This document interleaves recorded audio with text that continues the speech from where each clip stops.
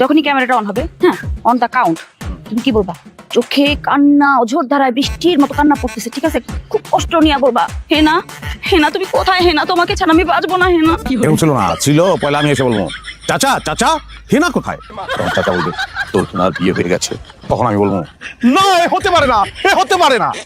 এটা হতে পারে, এইটাই ভালো হবে। হ্যাঁ, জান কি সুন্দর অ্যাক্টিং করে, একদম অরিজিনাল লাগতেছে। আচ্ছা ঠিক আছে, তাহলে আমি এখন টাইমারটা সেট করি, ঠিক আছে? এই যে টাইমারে দেখো, এই যে দিলাম কিন্তু 3 2 1 0 অ্যাকশন। চাচা চাচা আর তুমি আটি সময় করছো, আমি আপনার পা মাঝখান দিয়ে ঢুকে দিলি, হ্যাঁ ভিডিও নষ্ট হয়ে গেল। আরে আব্বা এসে কি ভিডিও নষ্ট। আসসালামু আলাইকুম আব্বা। তুমি সেই লোক না? তুমি আমার খালি আব্বা আব্বা আব্বা করতেছো কেন? শ্বশুরকে দুলাভাই কেমন নাকি? কই দুলাভাই? প্রিয়া দুলাভাই রেলে ঘরে চলো, চলেন। জি না, আমি আপনার ঘরে বসতে আসি নাই।